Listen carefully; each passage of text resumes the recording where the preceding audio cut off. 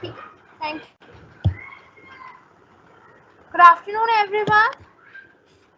So today we will be discussing that what are the types of media.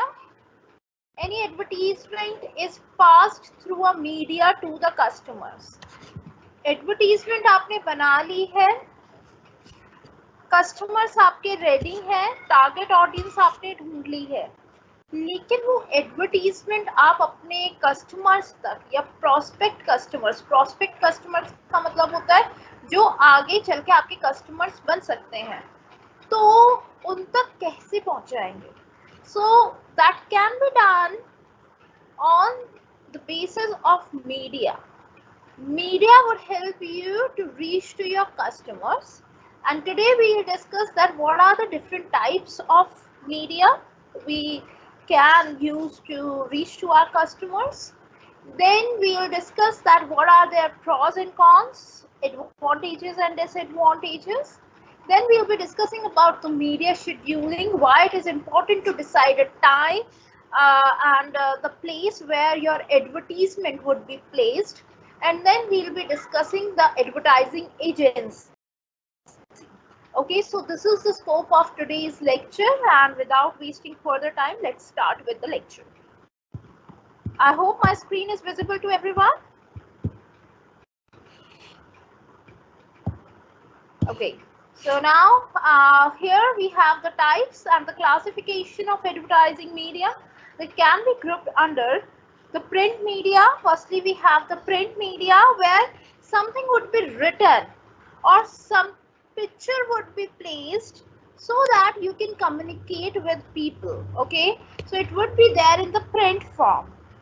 This is one classification. Firstly, I'll be telling you the classification, and then we'll be talking about the types under those classifications. So first classification, the broad category is print media. The second one is electronic media. So every electronic device would come under this particular class. So we have the television, we have laptop, computers, internet, radio, your mobile phones, everything would come under the electronic media. The third type of media is the outdoor media. Outdoor media, when we see some wall paintings, we have posters, pamphlets, etc. Pamphlet अगर आपके घर पर देखे गए हैं तो print media में आ जाएंगे. अगर बड़े बड़े बिल बोर्ड्स पे लगे हुए हैं, so they would come under the outdoor media. And the last thing is covert. Covert advertisements are when something is placed between a television show or movie. Advertisement वैसे नहीं की जा रही है, लेकिन कोई सेलिब्रिटी अपनी मूवी में यूज कर रहा है या फिर टेलीविजन शो में यूज कर रहा है या उसके बारे में प्रचार कर रहा है. So that would be known as the covert advertisements. So we have four categories. First is the print media, the second one is the electronic media, the third one is the outdoor media, and the last one is the covert advertisements. These four broad categories are there, broad classes are there. Then we have the types of advertising media under those categories, under those classes. So we have newspapers, they would come under the print media. Then we have the magazines and trade journals, they would also come under the print media. Then we have radio, television, it would come under the electronic media. Film advertising, it would come under the covert media. Outdoor advertisement, outdoor media. Transit advertisement, outdoor media. Direct mail advertising, that would come under the print media. Advertising specialities और gift advertising, अब वो gift किस तरीके से दिया जा रहा है, कोई ऑनलाइन गिफ्ट है या ऑफलाइन गिफ्ट है, it would depend upon the print और the electronic media. Then we have the window display. Window display would come under, it is neither print nor out, it would come under the indoor media. इन चार category में कहीं fit नहीं होता. जैसे मैंने कोई शॉप है मेरी, उसके बाहर डिस्प्ले कर दिया, तो उसको आउटडोर मीडिया अगर बाहर कर रहे हैं या फिर अंदर ही शोरूम के वो लगा के, ग्लासेस लगा के अगर मैंने कुछ चीजें शो कर रखी हैं तो that would come under the indoor media. Window display हो गया, internet, of course electronic media, email, electronic media. तो ये कुछ टाइप्स हैं जो हम यूज कर सकते हैं in order to reach to our customers. Now we'll discuss these media one by one.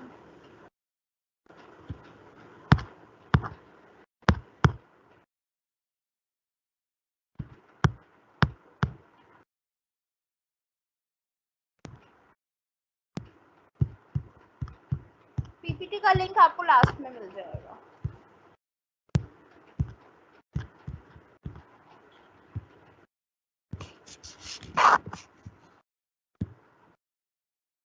Okay, here we have the newspapers.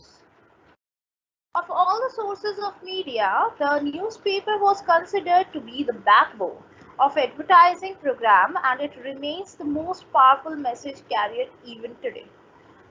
Newspapers, they were being introduced much before the electronic means.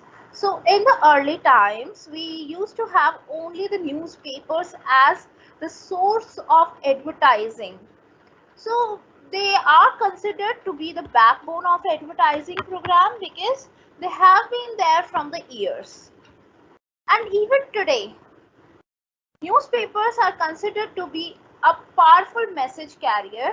Why? Because still there are many people, mostly the old generation, they are more inclined towards reading the newspapers rather than surfing on the mobile phone or watching the television. So that is why newspapers are still there in the trend, and they can be used as an effective medium of advertising.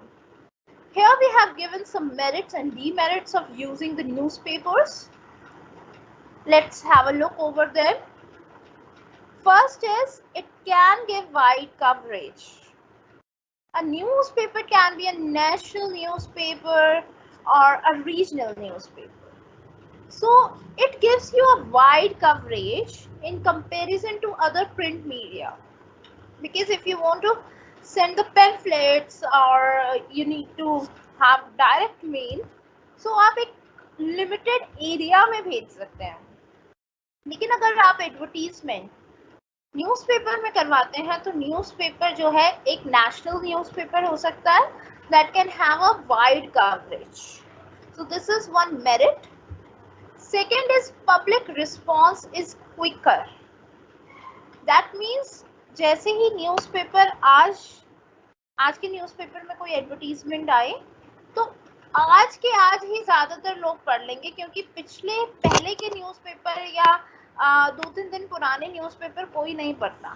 तो अगर आपको कोई ऐसी advertisement देनी है जो आप चाहते हैं कि आज के आज लोग पढ़ लें, तो पब्लिक का रिस्पॉन्स आपको जल्दी मिल जाएगा, क्योंकि न्यूज़पेपर की एक एक्सपायरी डेट होती है, एक दिन के लिए होते हैं. It ensures the regularity and frequency. यहाँ पे आप रेगुलर रह सकते हैं, जैसे हर 15 डेज बाद आपने अपनी ऐड दे दी या हर हफ्ते अपनी ऐड दे दी, तो you can be more regular as compare to other media, because newspaper तो जाएगा ही जाएगा. Advertisements can be inserted or changed quickly. Suppose कोई एडवर्टीजमेंट मैंने आज दी, उसका मुझे अच्छा रिस्पॉन्स नहीं मिला, तो मैं जब कल न्यूज़पेपर आएगा उसमें एडवर्टीजमेंट अगर देना चाहती हूँ तो वो मैं चेंज कर सकती हूँ इजीली, क्योंकि न्यूज़पेपर की एक्सपायरी डेट ओनली 1 डे की होती है. तो आज वाला लोग भूल जाएंगे, कल अगर नए कंटेंट के साथ आएगा तो वो याद रहेगा. तो इसीलिए जल्दी से क्विकली चेंज कर सकते हैं या कुछ भी इंसर्ट उसमें जल्दी किया जा सकता है. And it is economical as compared to electronic media. It is cost savvy. आपको ज़्यादा पैसा खर्च करने की ज़रूरत नहीं होती, तो it is economical. Next is it has the shortest life. Demerits क्या है? जैसे मैंने आपको merits में भी बताया, एक demerit भी है कि एक दिन की एक्सपायरी डेट होती है. तो आज लोगों ने देखा, कल कोई नहीं देखेगा उसे, आपको दोबारा एडवर्टीजमेंट देनी पड़ेगी. तो ये एक डीमेरिट भी है. There is a possibility of wastage in circulation because it is not restricted to certain groups of readers. यानी कभी कभी हम टारगेट अच्छे से नहीं कर पाते हैं क्योंकि वही न्यूज़पेपर घर के बड़े बूढ़े देखते हैं, वही न्यूज़पेपर बच्चे पढ़ते हैं, तो कहीं ना कहीं वेस्टेज ज़्यादा होती है हमारे रिसोर्सेज की। थर्ड डीमेरिट है, people read newspapers mainly for the news and take only a casual glance at the advertisement, so it may not serve the purpose. So basically people have newspapers just to have a look over the news. बहुत कम लोग होते हैं जो इसमें advertisement वाले part को पढ़ते भी हैं, थोड़ा सा देखते हैं और उसको पलट देते हैं। तो ये एक प्रॉब्लम आती है न्यूज़पेपर्स में। Otherwise you can use newspaper as a medium for your advertisement. Any question from the newspaper? Otherwise, we'll move towards the next medium.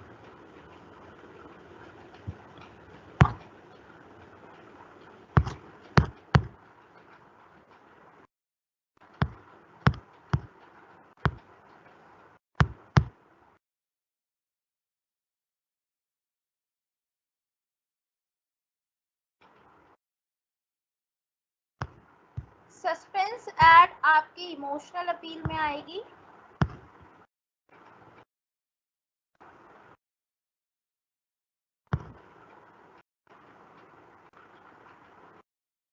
हाँ, आप डॉक्टर रुचि गुप्ता की बुक से कर सकते हैं।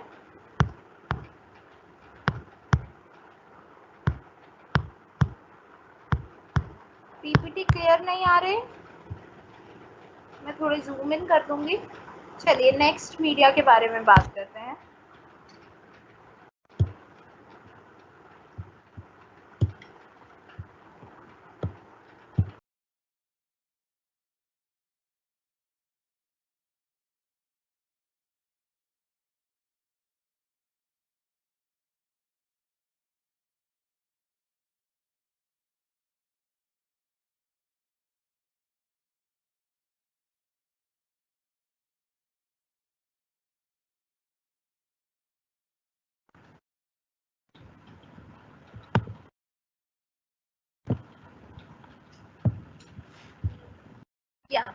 Next, magazines and trade journals. अब ये भी एक प्रिंट मीडिया का पार्ट है, magazines and trade journals. Magazines आपने देखी होंगी, अब आजकल तो इतना प्रचलन नहीं है मैगजीन्स का, लेकिन पहले मैगजीन्स बहुत आती थी और उसमें भी एडवर्टीजमेंट्स आती थी। अगर आपने मैगजीन ली है स्टडी से रिलेटेड तो उसमें बुक्स वगैरह की एडवर्टीजमेंट आएगी, कोर्सेज की एडवर्टीजमेंट आएगी। अगर आपने फैशन रिलेटेड मैगजीन परचेज की है तो उसमें कॉस्मेटिक्स और कपड़ों की ऐड आएगी। तो मैगजीन्स में भी उसके नेचर के हिसाब से एडवर्टीजमेंट की जा सकती है। This is one of the oldest media of advertising. Magazines can be special and general, यानी कुछ तो जनरल मैगजीन हो सकते हैं जिसमें हर तरीके का कंटेंट आता है, और कुछ होते हैं स्पेशल मैगजीन जो एक तरीके के टारगेट ग्रुप के लिए ही होती है। If it is a special magazine it will appeal to the specific class of consumer. जैसे मैंने आपको बताया कि अगर कोई स्पेसिफिक मैगजीन है तो वो एक अलग तरीके की क्लास के लिए, यानी अलग तरीके के लोगों के लिए ही बनी है। For example, N advertisement of a computer in the computers today. तो जब जो बंदा कंप्यूटर्स टुडे नाम की मैगजीन ले रहा है, यानी he would be interested in computers, तो उसमें एडवर्टीजमेंट किसकी की जाएगी? कंप्यूटर की, लैपटॉप की, प्रिंटर की। तो उससे रिलेटेड ही एडवर्टीजमेंट्स की जाएंगी। कुछ मेरिट्स एंड डीमेरिट्स हैं। Magazines have longer life than the newspapers.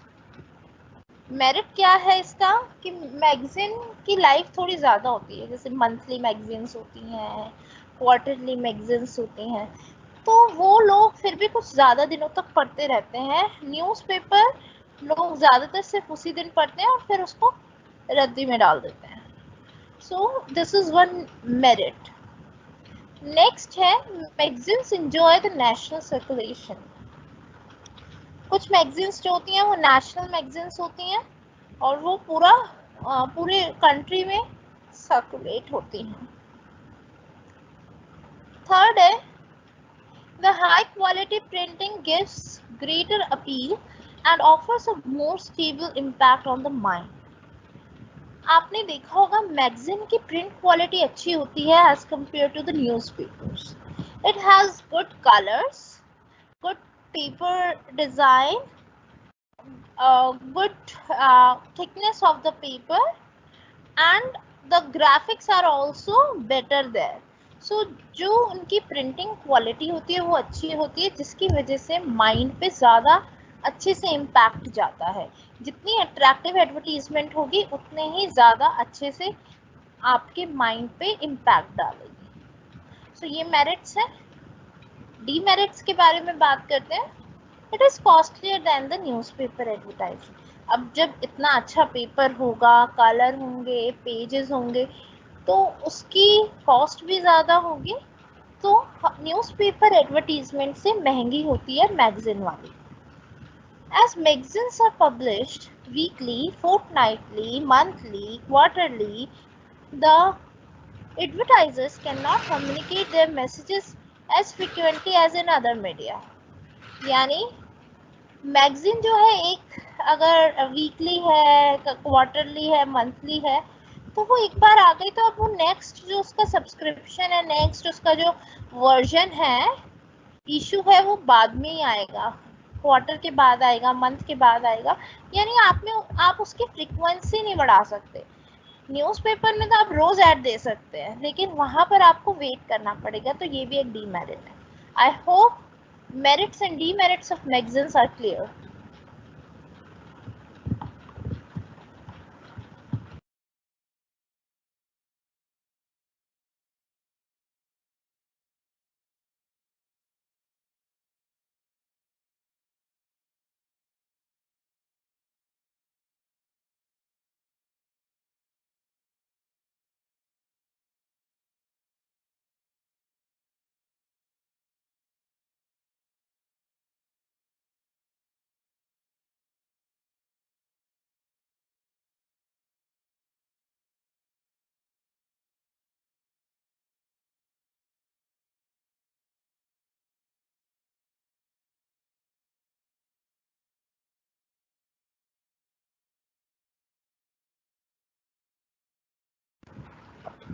Okay, I'm not able to see any question from this part. अब हम next part पर चलते हैं.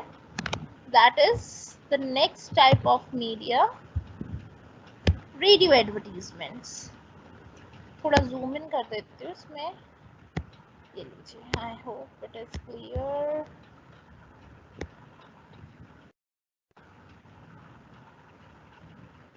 This media can even appeal to illiterate people.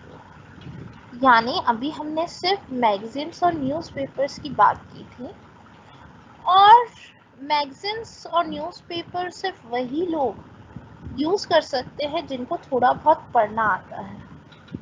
यानी चाहे Hindi newspaper हो, English newspaper हो, it can only serve the people who are literate.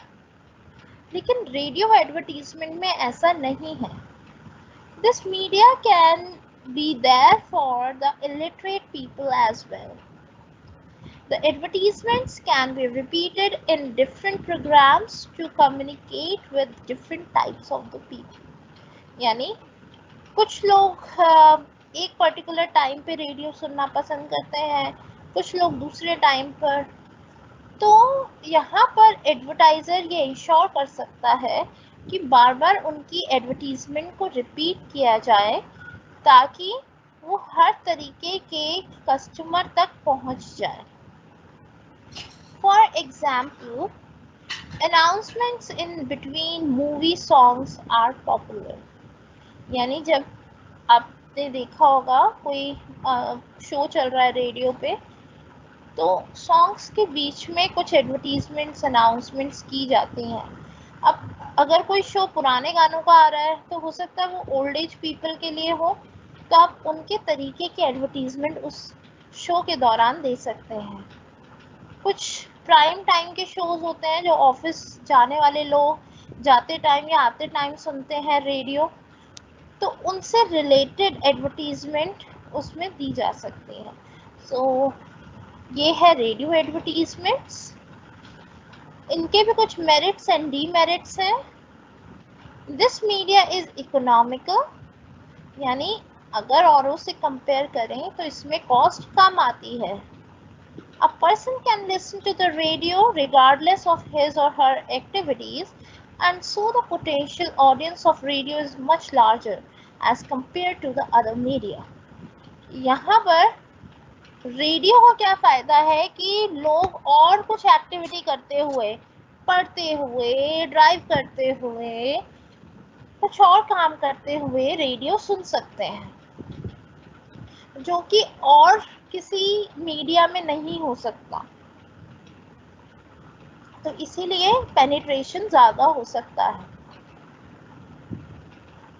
Now let's talk about the demerits. Radio visualizes only through the words, music and sound effects. The products that need visual display or demonstration cannot be advertised through this medium. यानी जिस product में give me a minute.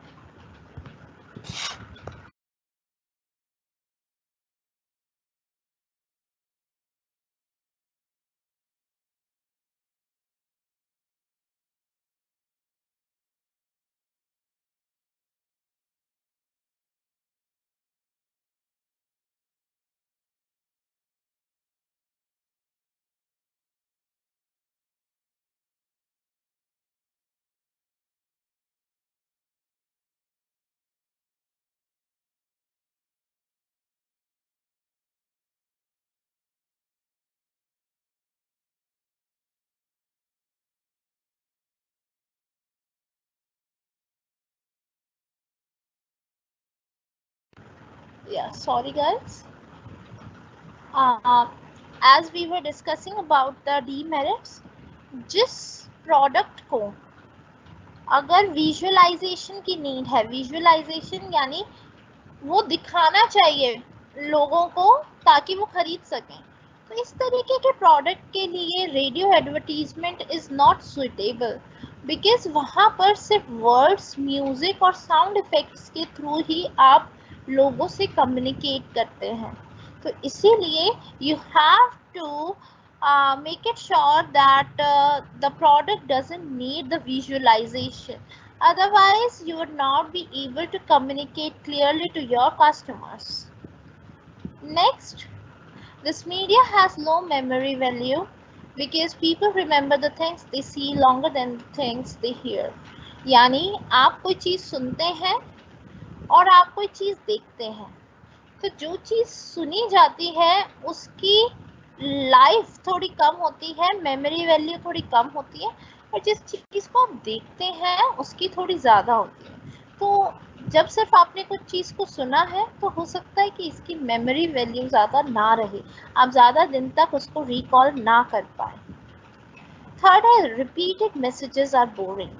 Sometimes the same advertisement that has been repeated every 5 minutes on the radio can make you bored, because आप एक ही चीज़ को बार बार सुनना नहीं पसंद करेंगे, क्योंकि रेडियो वैसे भी थोड़ा बोरिंग होता है.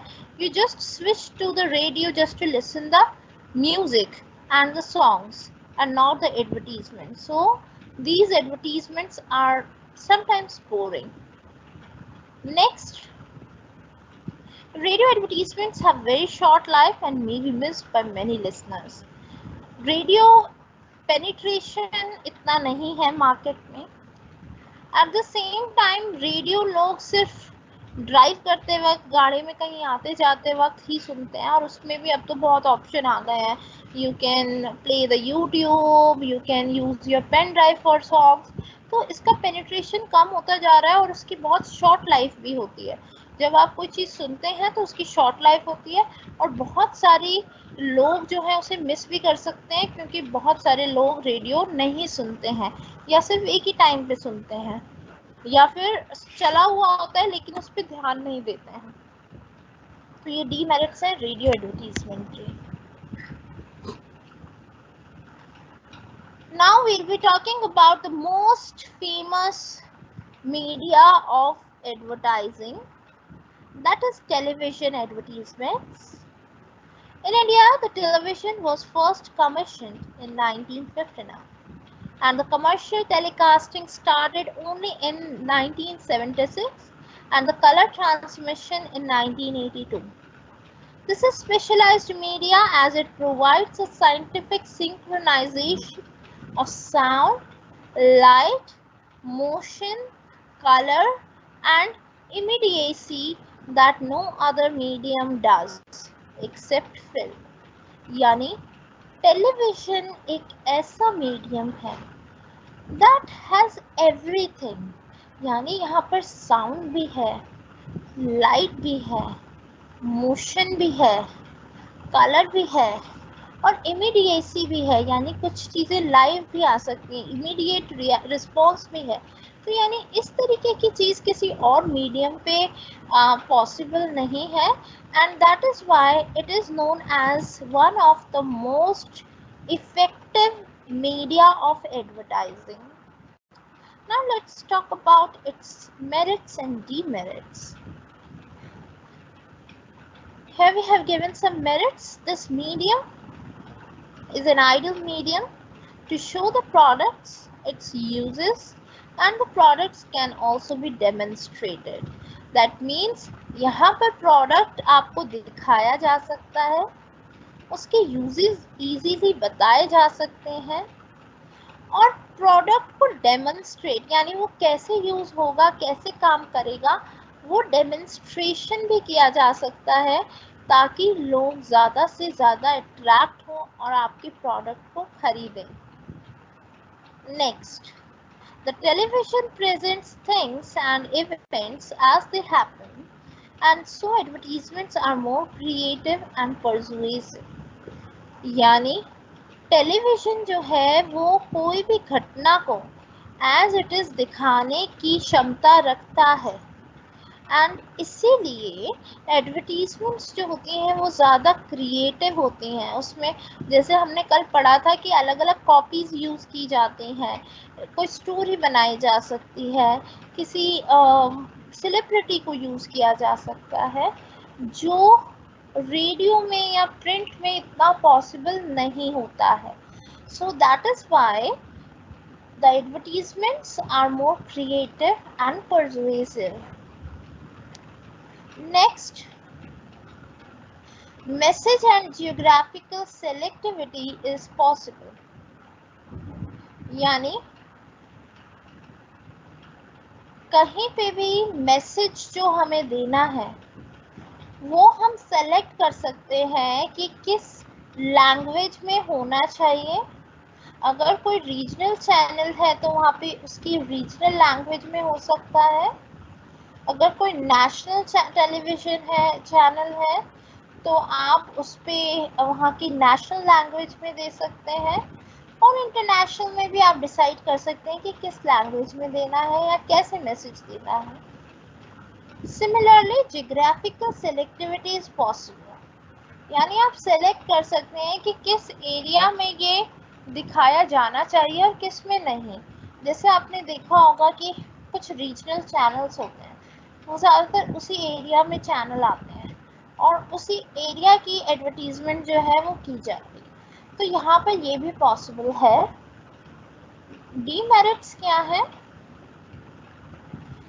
It is costlier and so this medium is out of the reach of small and medium sized firms.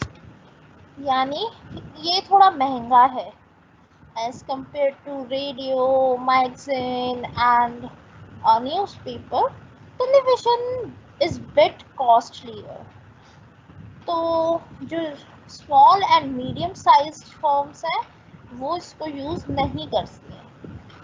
Second है commercial messages have the shortest life span, यानी जो आपको टेलीविजन पर दिखाई देती हैं वो थोड़ी देर में ही हट जाती हैं, जो भी एडवर्टीजमेंट्स वगैरह होती हैं, तो उसका भी एक शॉर्ट लाइफ स्पैन होता है, ज़्यादा देर तक लोग याद नहीं रखते हैं अगर वो बार बार रिपीट नहीं की जाती। तो ये कुछ डीमेरिट्स हैं टेलीविजन एडवर्टीजमेंट के। And now let me come back to your screen for the questions. इनसे रिलेटेड कुछ क्वेश्चन है तो बताओ। प्रिंट मीडिया यानी न्यूज़पेपर, मैगजीन, रेडियो या टेलीविजन में से कोई क्वेश्चन है तो please let me no.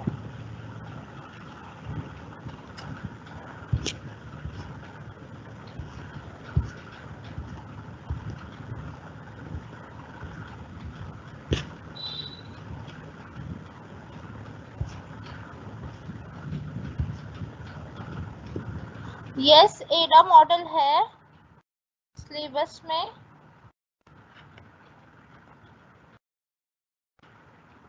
Suspense में इमोशनल अपील कैसे होगा? सस्पेंस का मतलब है कि आप किसी चीज को, लोगों के इमोशंस को यूज कर रहे हैं, फियर आता है, थ्रिल आता है, तो जब लोग थ्रिल हो जाते हैं तो that is also kind of emotion, इसीलिए ये इमोशनल अपील है जब आप किसी एडवर्टीजमेंट में सस्पेंस दिखाते हैं। रेशनल कहाँ हुआ? रेशनल में तो आप रीजन बताते हो कि आपको ये खरीदना है।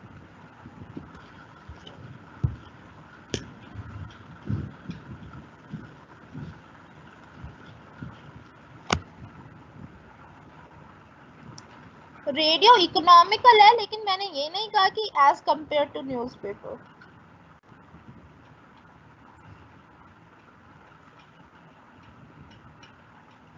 Radio can be compared to the television, it is cheaper.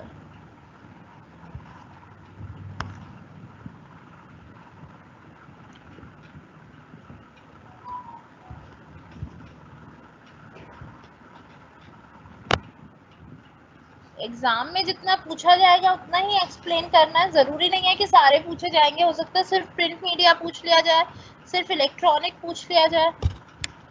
Merits, demerits, example सब लिखने हैं। प्रिंट मीडिया मैंने बताया तो जिसमें कोई चीज़ प्रिंट होकर आती है, उसमें न्यूज़पेपर भी हो सकता है, पैम्फलेट्स भी हो सकते हैं, मैगजीन्स भी हो सकती हैं, बुक्स भी हो सकती है।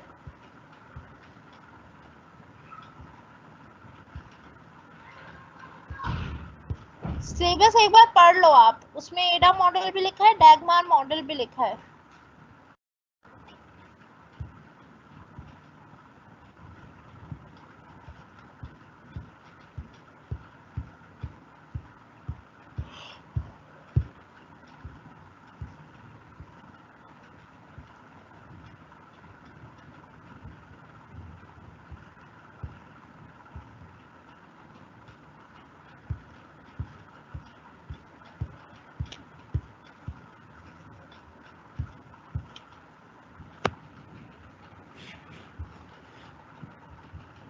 इंटरनेट इलेक्ट्रॉनिक मीडिया का पार्ट है, यस।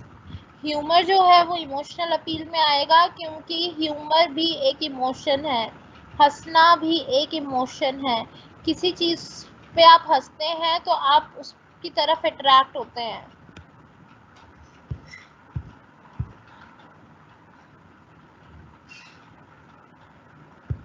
जो मैं आपको क्लास में करा रही हूँ वो सारे टॉपिक करने हैं, क्योंकि ये सिलेबस के अकॉर्डिंग है।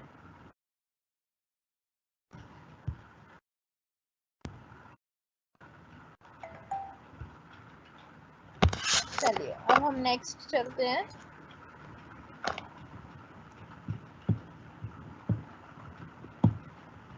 नेक्स्ट है film advertising.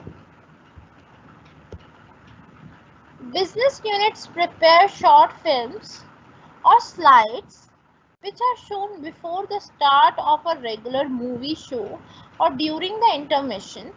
Along with the film, there is a running commentary on the features, uses and superiority of product. यानी फिल्म एडवर्टीजमेंट में क्या होता है कि जब आप मूवी देखने जाते हैं तो उससे पहले कुछ एडवर्टीजमेंट्स चल रही होती या फिर इंटरमिशन में आती हैं, तो उनको फिल्म एडवर्टीजमेंट का नाम दिया जाता है। और उसमें थोड़ी कमेंट्री पीछे से आवाज़ भी आती है कि इसके ये फ़ायदे हैं या ये फ़ायदे। Merits: the advertising message lasts longer through this media. Product demonstration is explicitly done, impressive and early convincing. Moreover, it has a dramatic impact on the viewers. यानी कहीं ना कहीं उसका इम्पैक्ट ज़्यादा होता है क्योंकि आप स्पेशली वहाँ मूवी देखने गए हैं। उसका मतलब है कि आपका ध्यान कहीं और नहीं है, आप उसी को सबसे ज़्यादा वेटेज दे रहे हैं, अटेंशन दे रहे हैं, तो वो थोड़ा ज़्यादा देर तक आपके माइंड में इम्पैक्ट बनाता है as compare to normal television advertisement. उसमें प्रोडक्ट का डेमोन्स्ट्रेशन भी अच्छे से किया जा सकता है और वो थोड़ी सी ज़्यादा कन्विंसिंग भी होती हैं। Moreover it has a dramatic impact. Dramatic impact का मतलब है कि यूजुअली हम मूवी देखने गए हैं तो मूवी से रिलेटेड अगर कोई प्रोडक्ट है तो उसका ज़्यादा इम्पैक्ट होता है आपके माइंड पर। The cinema audience consists of all segment of the society, so it affords a high degree of selection and flexibility. यानी जब सिनेमा में ऑडियंस आती है तो वो हर तरीके के सेगमेंट होता है, ठीक है। So it affords a high degree of selection and flexibility. यानी वहाँ पर आप अलग अलग सेगमेंट को अच्छे से टारगेट कर सकते हैं क्योंकि मिक्स्ड सेगमेंट है आपके पास और आपके पास ज़्यादा फ्लेक्सिबिलिटी है। ऐसा नहीं है कि सिर्फ एक ही तरीके के लोग आए हैं तो आपको उन्हीं की तरीके की एडवर्टीजमेंट दिखानी है, आप अलग अलग एडवर्टीजमेंट्स दिखा सकते हैं। Moreover, the advertiser has the advantage of selecting audience by place to meet its different needs. और even वहाँ पे वो डिसाइड भी कर सकते हैं कि किस थिएटर में कौन सी एडवर्टीजमेंट दिखाई जाएगी depending upon the type of audience they have. तो ये कुछ मेरिट्स हैं। नेक्स्ट मेरिट है the medium has the special feature of mass publicity because a theater can accommodate 300 to 400 persons per show.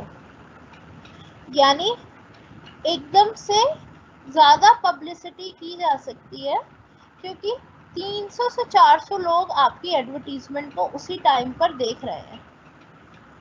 Film advertising cuts across the barriers of literacy and language and reaches the audience faster. So the message exposed is not wasted. यानी इसमें literacy का कोई काम नहीं है क्योंकि ज़्यादा पढ़ना लिखना नहीं होता। विजुअल और ऑडियो की वजह से वो इलिटरेट पीपल को भी और अलग अलग लैंग्वेज के लोगों को भी पेनिट्रेट कर सकते हैं। नेक्स्ट है magazines and newspapers may not be appealing to the rural population but films are reliable medium there. यानी जो गांव के लोग होते हैं वो ज़्यादातर मैगजीन या न्यूज़पेपर्स में इतना ध्यान नहीं देते, लेकिन फिल्म में अगर कोई उनको इस तरीके की मूवी के बीच में या पहले एडवर्टीजमेंट दिखाई जाती है तो उस पर ज़्यादा ध्यान देते हैं। Demerits: this advertising is closely and the message is usually ignored. This advertising is costly and the message is usually ignored by the people because before the start of the film, during the interval when the advertisement is shown, only few people are present in the theater. तो ये एक demerit भी है। वैसे तो जो लोग बैठे हैं वो ज़्यादा से ज़्यादा अटेंशन देते हैं कि चलो अभी मूवी स्टार्ट होने वाली है तो देख लेते हैं, लेकिन बहुत से लोग ऐसे होते हैं जो जब तक मूवी के थिएटर में आते ही नहीं, जब तक स्टार्ट नहीं होती या इंटरमिशन में भी बाहर चले जाते हैं, तो you can lose those people. Film advertising is costly and so only few can use this medium. यानी ये थोड़ी सी महंगी होती है इसीलिए सारी कंपनीज उसको अफोर्ड नहीं कर सकती। Moreover, it lacks the flexibility and timeliness and its effectiveness cannot be measured. और ये थोड़ा सा फ्लेक्सिबल ज़्यादा नहीं हो पाता क्योंकि रिजिडिटी आ जाती है। जितनी एडवर्टीजमेंट दिखानी है और जितने लोगों को दिखानी है उतनी ही दिखाई जाती है और जल्दी से चेंजेस नहीं किए जा सकते। तो इसकी इफेक्टिवनेस जो है वो इजीली मेजर नहीं की जाती कि कितने लोगों को उसका असर पड़ा या कितनों को नहीं पड़ा। तो ये कुछ डीमेरिट्स हैं फिल्म एडवर्टाइजिंग के।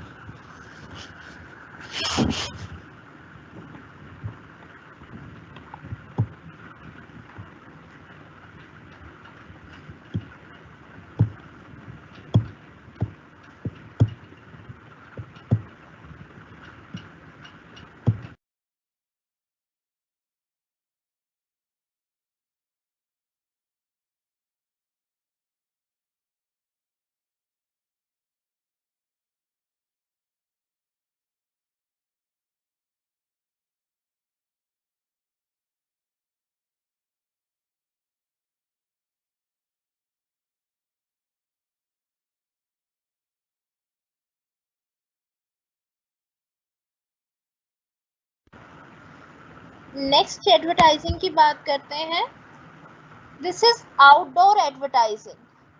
आउटडोर यानी जब आप घर से बाहर जाते हैं तो आपको डिस्प्ले पे कुछ एडवर्टीजमेंट्स दिखती है in the form of hoardings, posters, billboards etcetera.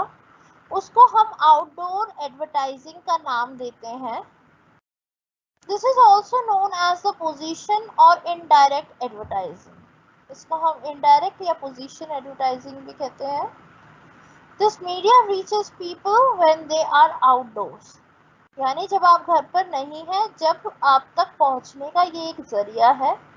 और travelling and not when they are at home और ऑफिस, या तो आप बाहर हैं या ट्रैवल कर रहे हैं।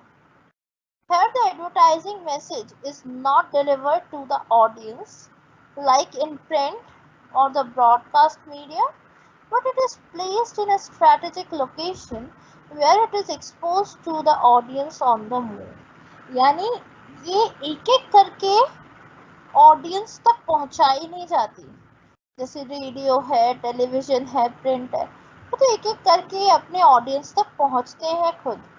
लेकिन यहाँ पर ये एक ऐसी लोकेशन पे लगा दिए जाते हैं ताकि ज़्यादा से ज़्यादा निकलते हुए वहाँ से उसको देख सकें। This media catches the attention of people within a split of second. It has the power to grab the attention of the people because it is strategically located. यानी कोई ऐसी जगह पे होगी जहाँ पे आपकी नज़र जाएगी ही जाएगी। Its effectiveness can be seen from the fact that 97% of the total adult population moves outdoors every day. यानी 97% एडल्ट ऐसे हैं जो रोज घर से बाहर जाते हैं। तो इसीलिए कभी ना कभी तो उनकी नज़र पड़ेगी ही, कभी ना कभी तो they would get aware about that product.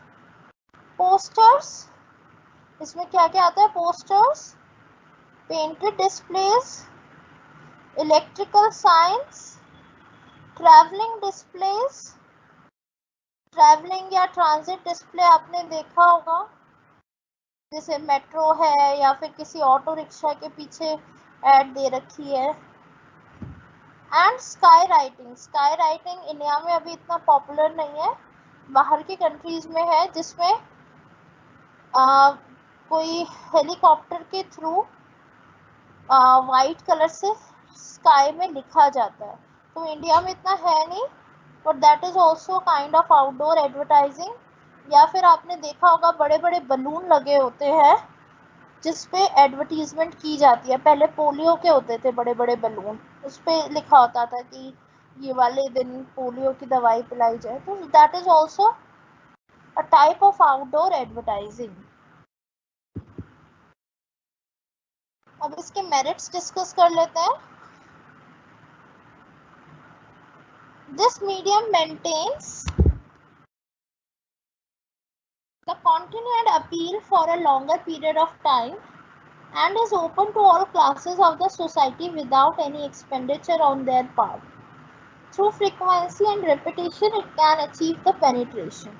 यानी यहाँ पे आपको अपनी तरफ से एफर्ट करने की ज़रूरत नहीं है। जैसे आपने अगर टेलीविज़न पे एडवर्टीज़मेंट दी या रेडियो पे दी, तो उसमें तो आपको थोड़े-थोड़े दिनों में पैसे खर्च करने पड़ेंगे ताकि वो दोबारा डिस्प्ले की जा सके। लेकिन एक बार आपने ये वाली आउटडोर एडवर्टाइज़मेंट कर दी, तो फिर उस पे बार-बार पैसे खर्च नहीं करने। हाँ, उसका थोड़ा बहुत रेंट आपको देना पड़ेगा, लेकिन फ्रीक्वेंसी पे आपको खर्च नहीं करना।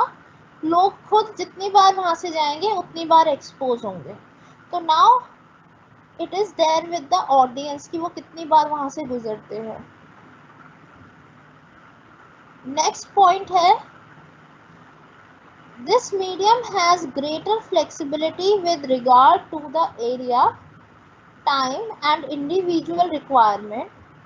It possesses geographical flexibility, permitting the promotion of products in the defined areas of market.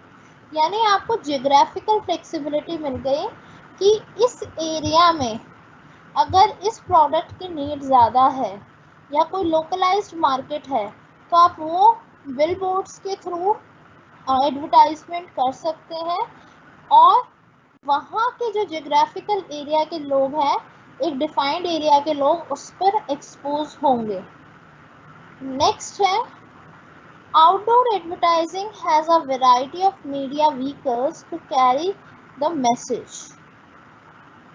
Buying space is not really difficult because there is a continuous growth in the city, highways, vehicles and traffic that provides inbuilt additional space. यानी इसमें कभी space की कमी नहीं हो पाती, क्योंकि दिन ब दिन इंफ्रास्ट्रक्चरल डेवलपमेंट्स हो रहे हैं कंट्री में। तो इतने ही हाईवेज बन रहे हैं, इतने ही व्हीकल्स आ रहे हैं, तो आपको स्पेस की कमी महसूस नहीं होगी। ये मेरिट्स हैं। डीमेरिट्स क्या है? Outdoor advertising only serves as only reminder. It reminds the viewers of the value of goods and services so advertised. The message cannot be long as there is a limited space, a moving audience and the changing market continues. It can therefore act best as the supplementary media.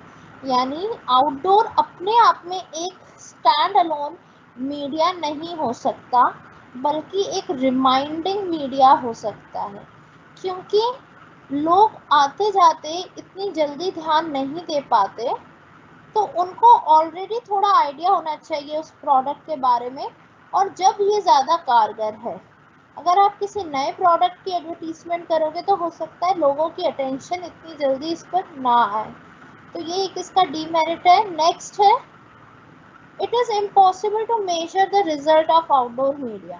हाँ, ये एक बहुत बड़ा demerit है कि आपको पता नहीं चलेगा कि कितने लोगों ने देखा।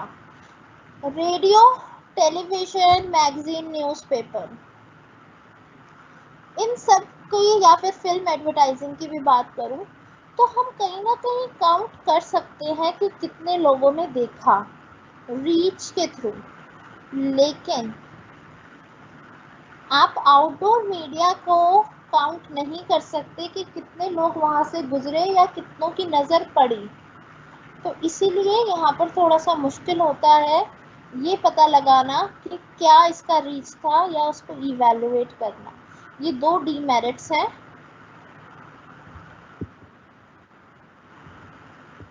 इसमें से कुछ क्वेश्चन है तो बताओ, फिल्म एडवर्टाइजिंग और आउटडोर एडवर्टाइजिंग से।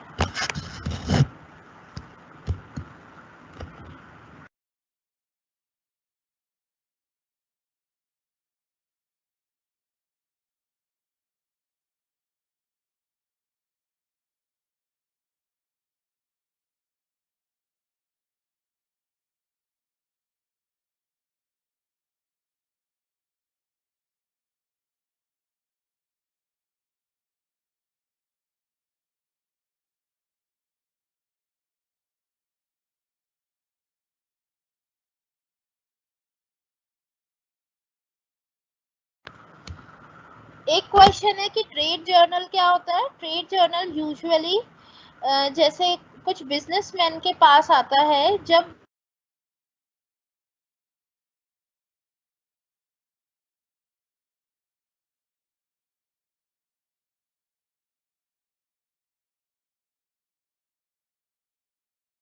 वो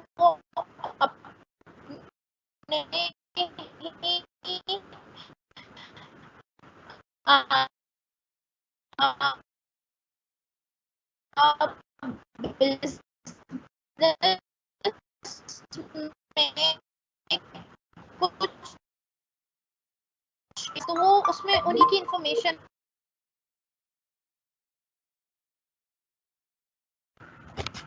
या एक ट्रेड जर्नल पूछा है।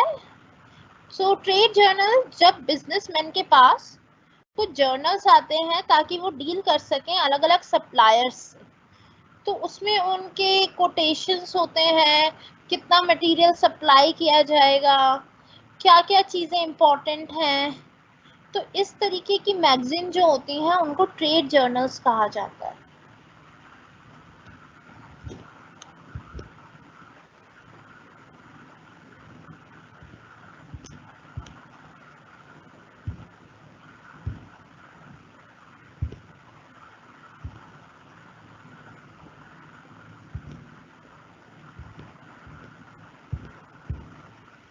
टेन ईयर्स से क्वेश्चन देख लो, आंसर पे रिलाई मत करना। पीपीटी लास्ट में शेयर हो जाएगी।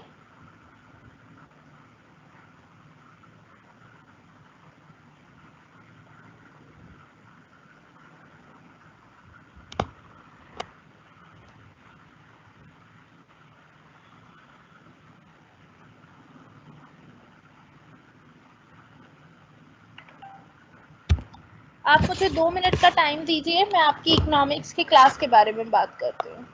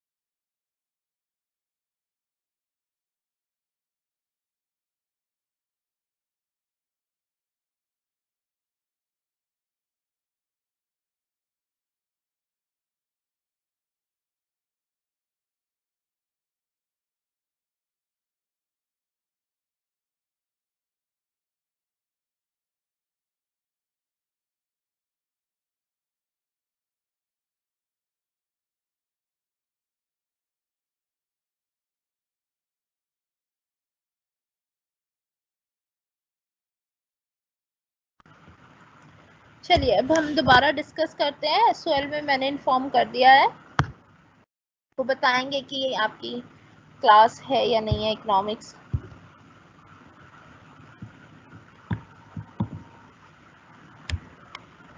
नेक्स्ट टाइप ऑफ एडवर्टाइजिंग है transit advertising.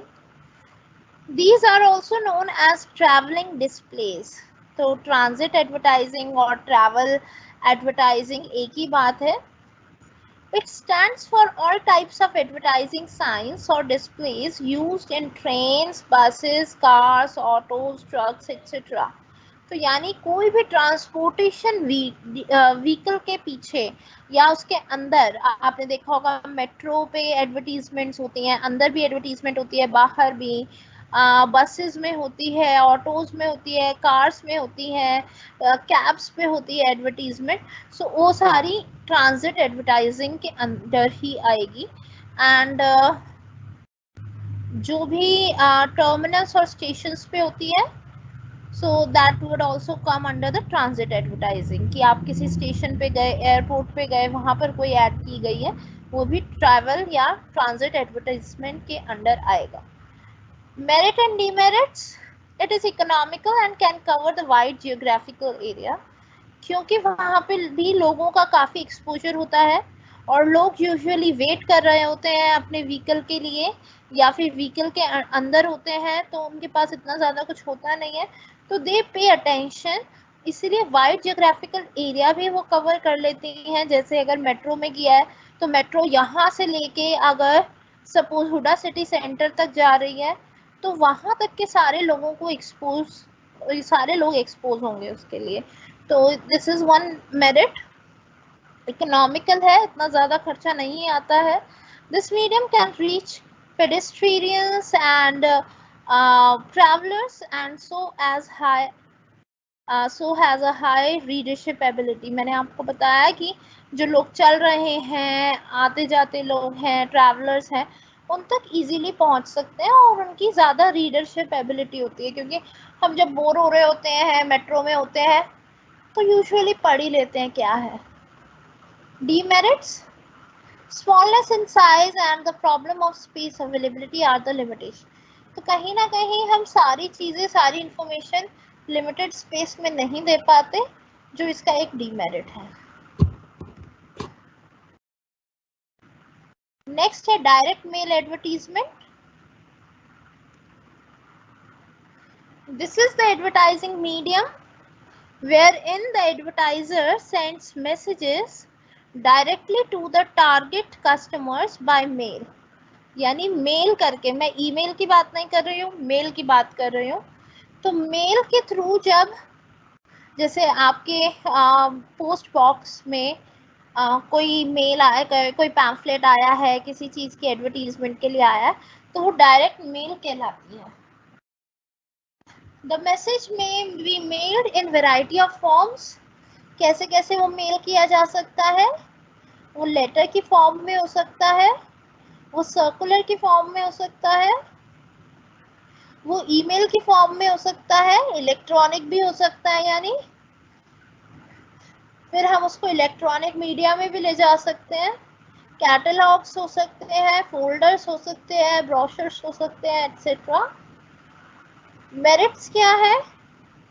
It is economical, सस्ता पड़ता है, and the most personal and selective media. यानी यहाँ पे आप एक बंदे को टारगेट कर रहे हो तो उसकी कभी कभी पर्सनल नेम से भी आता है, जैसे आपका फर्स्ट नेम लिखा होगा और फिर उसके बाद मैसेज लिखा होगा, तो ये पर्सनल और सेलेक्टिव मीडिया है. It reaches only prospective customers and has the medium lasting expression.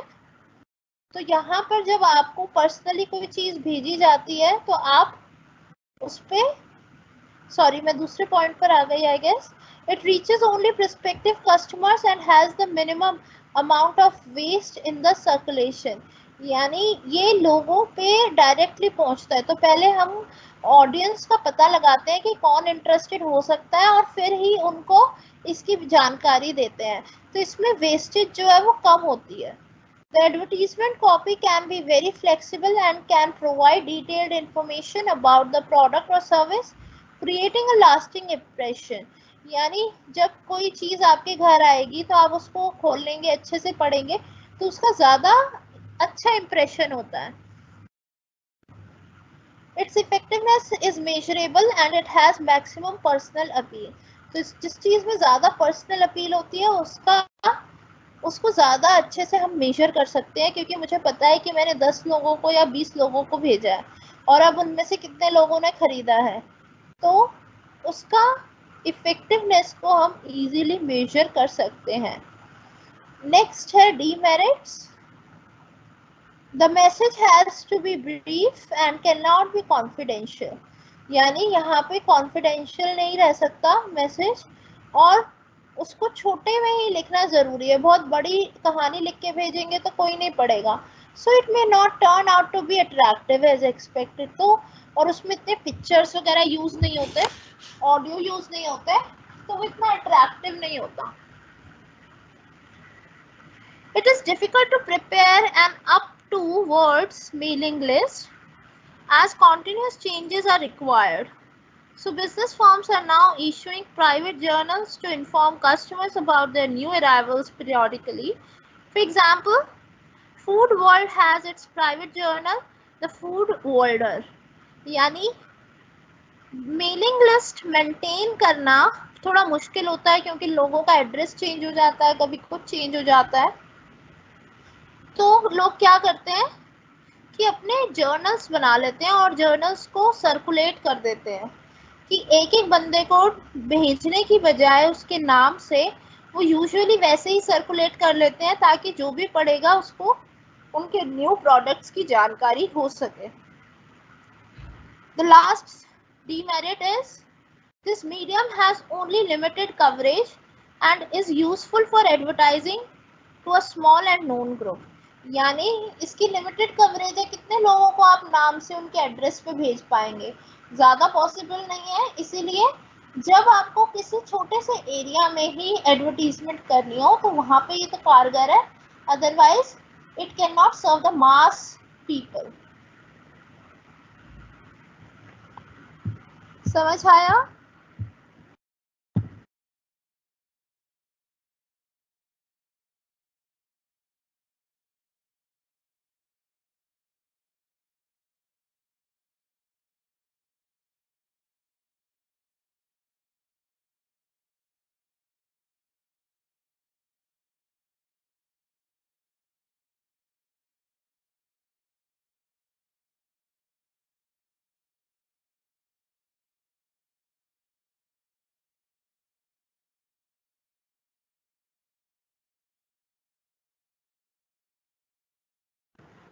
अब नेक्स्ट करते हैं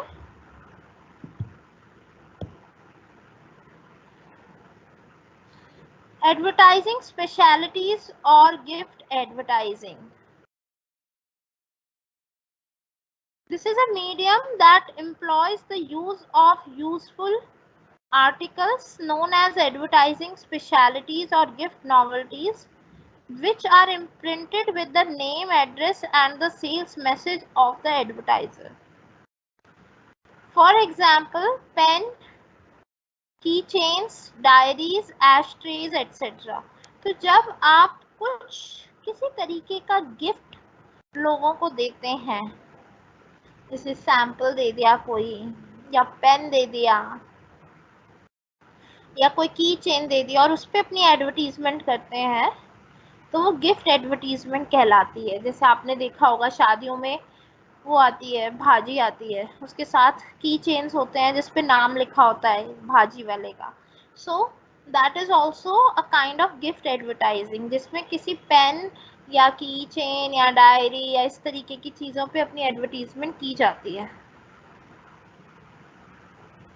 These items act as gifts when distributed to the selected audience free of cost or obligation. The advertiser hopes strongly that the recipient is likely to be influenced favorably to buy in future. यानी जब आप किसी को gift देते हैं तो वो किस उम्मीद से देते हैं कि आगे चल के वो आपसे कोई सामान खरीदेंगे। As he is reminded of the company every time he or she looks at the gift. जब भी आप उस गिफ्ट की तरफ देखते हैं तो आपको उसका नाम याद आ जाता है। इस तरीके से आप उस कंपनी से एसोसिएटेड रहते हैं। मेरिट क्या है कि उसकी रिमाइंडर वैल्यू ज़्यादा अच्छी है, जितनी बार भी आप पेन यूज़ करेंगे, की चेन यूज़ करेंगे, आपको याद आएगी। डीमेरिट्स क्या है कि it works out much costlier than other mediums and accommodates only limited information. यानी अब आप किसी को कोई gift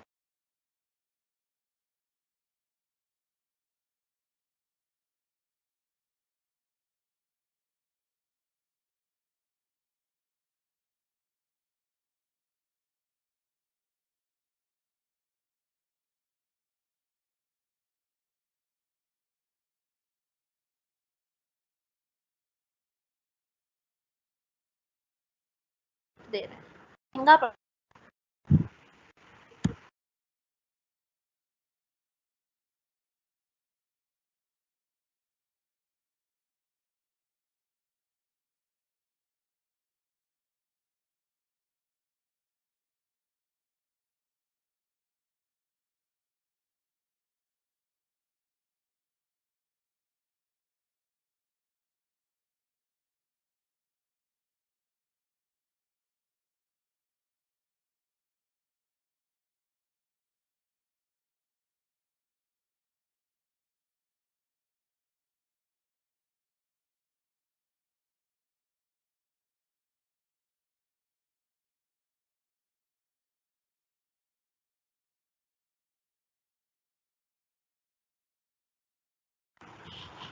Yeah guys, I lost the connection.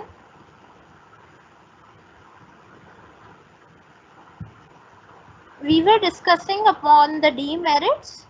तो जब आप किसी को गिफ्ट देते हैं तो उसमें पैसा लगता है जो कॉस्टलियर पड़ता है आपको किसी और मीडियम से। तो यहाँ पे चाहे रिमाइंडर वैल्यू ज़्यादा है लेकिन आपकी कॉस्टलियर भी है, आपके पैसे भी ज़्यादा लगेंगे। नेक्स्ट है window display. The dictionary meaning of word display is arranging something for view। यानी कोई भी चीज डिस्प्ले पे लगाते हैं, हम देखते हैं जैसे आप किसी मॉल में गए तो वहां पे भी डिस्प्ले में इसलिए चीजें लगाई हुई होती हैं ताकि उनकी एडवर्टीजमेंट हो सके और आप उसे खरीद सकें। Therefore, display advertisement is a systematic arrangement of samples of saleable products to catch the imagination and attention of people. Every retailer puts certain selected products in glass window in attractive styles in front of the shop. Similarly, manufacturers and the wholesalers maintain big showrooms in the main markets to advertise their products. तो आपने देखा होगा कि main market में shop होने का क्या फायदा होता है कि वहां पर लोग ज़्यादा अच्छे से देख सकते हैं और जिन लोगों को नहीं खरीदना वो भी खरीदने आ जाते हैं। आपने देखा होगा डिस्प्ले में अगर आपको कोई कुर्ती पसंद आ गई, कोई शर्ट पसंद आ गई तो आप जाकर ले लेते हैं। अगर वो सब कुछ अंदर रखेंगे, डिस्प्ले में नहीं लगाएंगे तो लोग नहीं आएंगे। तो दैट इज विंडो डिस्प्ले। और ये यहाँ पर we are done with the types of media. Is there any question from the types of media? नहीं है तो फिर हम मीडिया शेड्यूलिंग के बारे में पढ़ेंगे।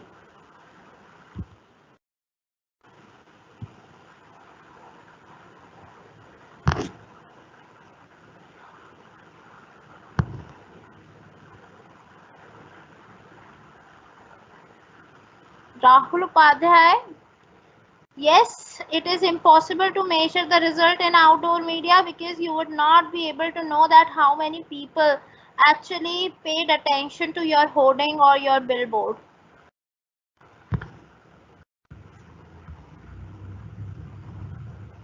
Transit and outdoor advertising. Outdoor में एक स्टैटिक स्टेज पर होती है, यानी एक जगह लगा दी वो वहीं रहेगी। ट्रांजिट में घूमती फिरती रहती है या फिर जहाँ पे लोग आते हैं, ट्रैवलर्स आते हैं, वहां पर वो एडवर्टीजमेंट की जाती है।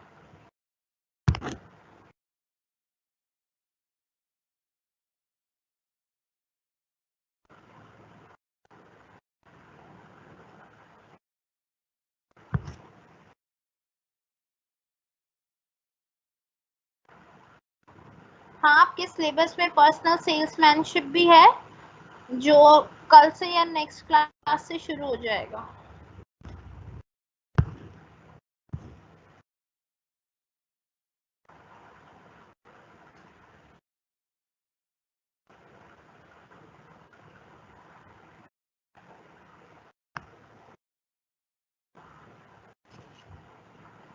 ये पीपीटी मैं ऑलरेडी शेयर कर चुकी हूँ कल आपके साथ, मैं आज दोबारा कर दूंगी।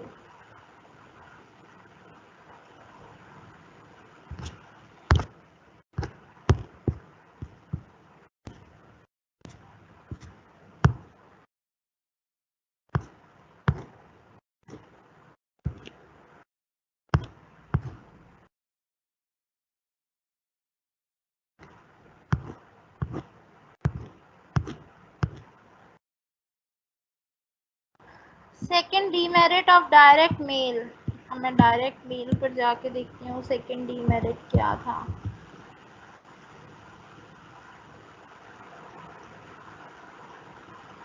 It is difficult to prepare and open to an up to words mailing list।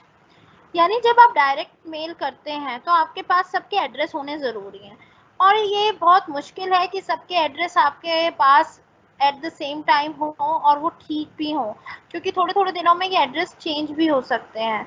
तो इसीलिए ये थोड़ा मुश्किल हो जाता है कि सबको डायरेक्ट मेल किया जाए। और उससे बचने के लिए अब सबको डायरेक्ट मेल जो किया जाता है वो नेम के साथ किया जाता है। सबका नेम ठीक हो, सबका ईमेल, सबका एड्रेस ठीक हो, ये थोड़ा सा मुश्किल हो जाता है मेंटेन करना। इसीलिए कुछ लोग सिर्फ जर्नल्स बना लेते हैं और उनको ऐसे ही सर्कुलेट कर देते हैं, जिसपे कोई नेम नहीं होता, वो सबको सेम मैगजीन टाइप का चला जाता है। ये एक डीमेरिट था डायरेक्ट मेल का कि सबके एड्रेस और नेम को कलेक्ट करना और मेंटेन करना is a bit difficult.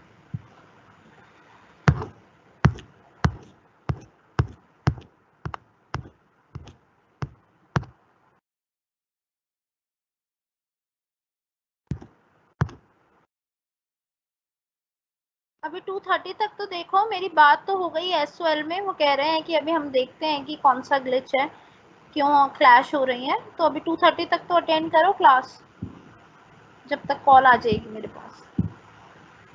Next हम करेंगे media scheduling. Media scheduling decisions are the decisions about the timing, continuity and the size of ad. यानी किस टाइम पे एड दिखाई जाएगी।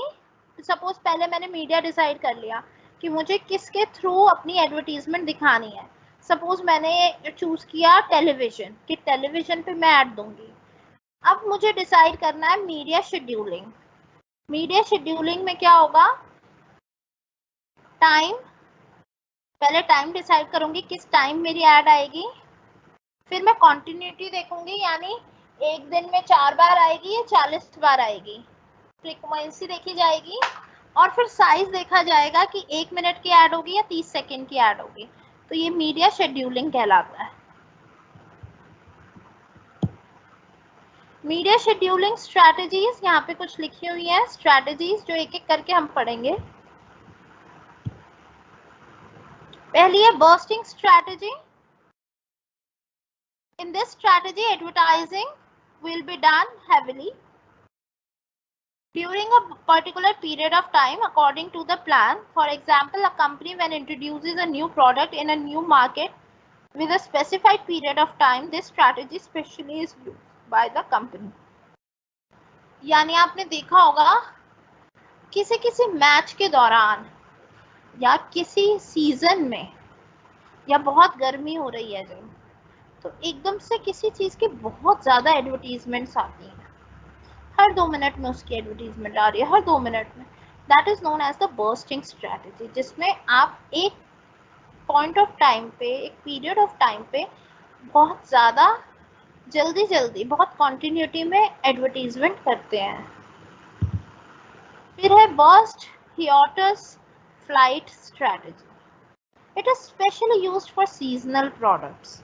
During the busy season, the advertiser will make large-scale advertising, and during the off-season, the advertiser may not spend on advertising.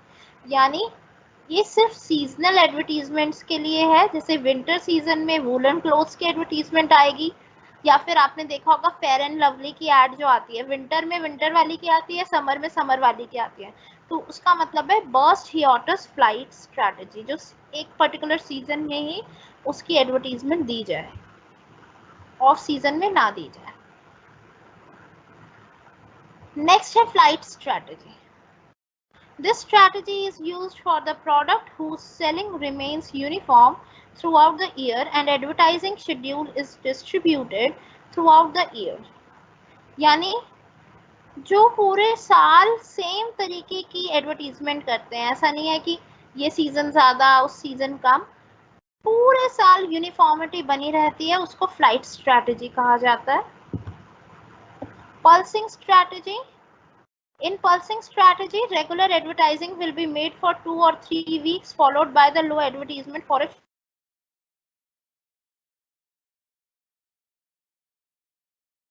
short time. इसलिए जैसे pulse चलती है heart की, पहले तेज, फिर काम, तेज काम, तेज काम, तेज काम। ऐसे ही पल्सिंग स्ट्रैटेजी है कि कुछ दिन के लिए बहुत ज्यादा एडवर्टीजमेंट की जाएगी, फिर थोड़ी कम, फिर ज्यादा, फिर कम, फिर ज्यादा, फिर कम. Alternating strategy. This strategy advertiser advertises his goods and services every alternate month.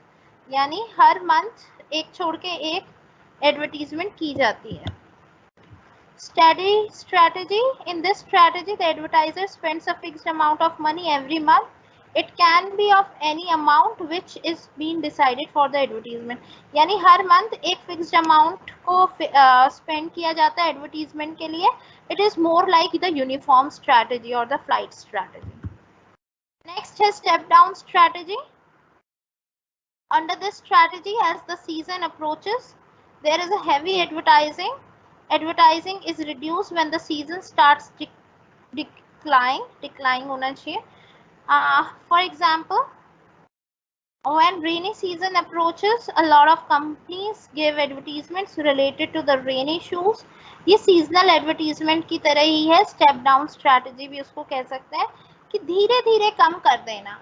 जैसे अगर एकदम से कोई सीजन आया तो उसमें ज्यादा रेनी शूज और सैंडल्स और अम्ब्रेला की एडवर्टीजमेंट की गई, और फिर बाद में धीरे धीरे जैसे जैसे सीजन कम होता गया उसकी एडवर्टीजमेंट को भी कम कर दिया गया.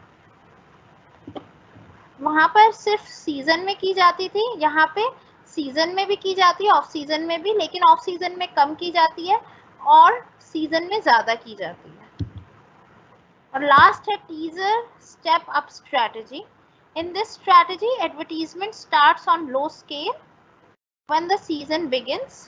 As the season picks up, slowly advertisement increases and reaches its peak. For example, products like AC, cooler, etc. Advertisement starts with a low scale when the summer season begins. ये उसका उल्टा है. Step down strategy में पहले आप एकदम से ज्यादा करते हैं एडवर्टीजमेंट और धीरे धीरे कम करना शुरू कर देते हैं, और यहाँ पर आप धीरे धीरे थोड़ा कम करते हैं और फिर बाद में पीक पर जाते हैं. तो ये दोनों का मतलब सेम है, पर्पस सेम है, बस यहाँ पे आप ज्यादा स्टार्ट करते हैं और कम पर आ जाते हैं, यहाँ से कम से स्टार्ट करके ज्यादा पे चले जाते हैं. बस ये डिफरेंस है.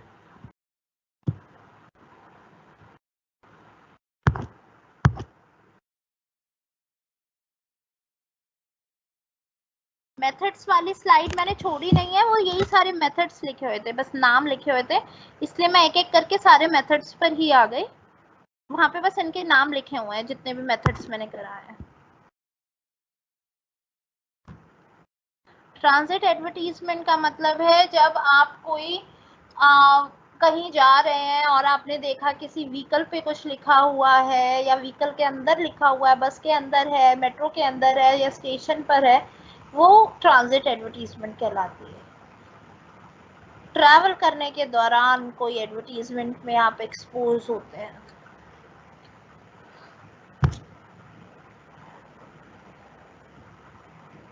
फ्लाइट स्ट्रैटेजी जिसमें आप यूनिफॉर्मिटी बनाए रखते हैं, आपकी सेम एडवर्टीजमेंट आती है through out the year.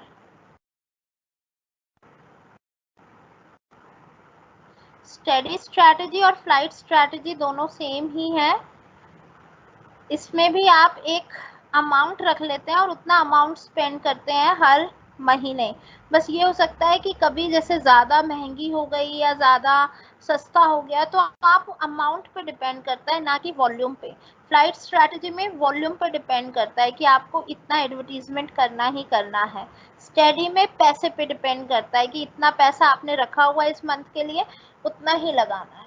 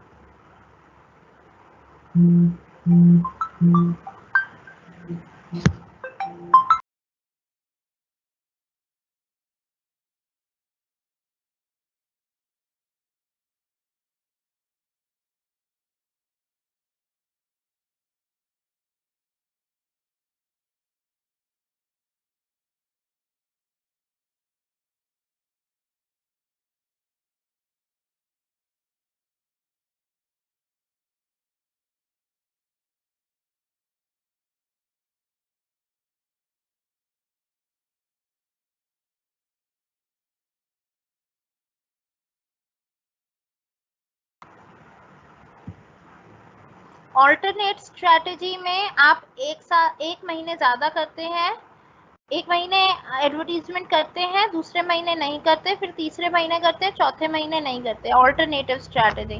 Pulsing में आप थोड़े दिन ज्यादा करते हैं, फिर थोड़े दिन कम करते हैं, फिर थोड़े दिन ज्यादा करते हैं, फिर थोड़े दिन कम करते हैं। That is pulsing strategy.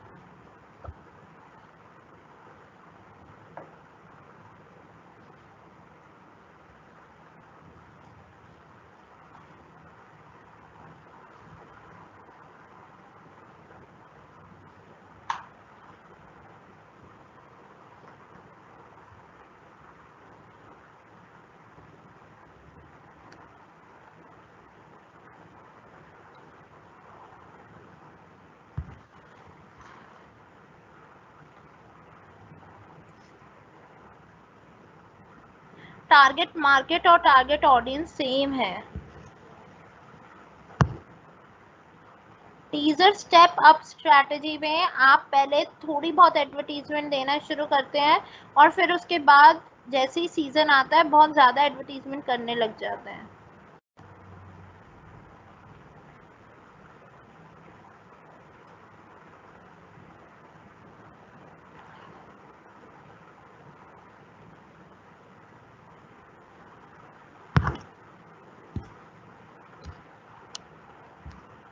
चलिए अब नेक्स्ट टॉपिक करते हैं हम, advertising agency.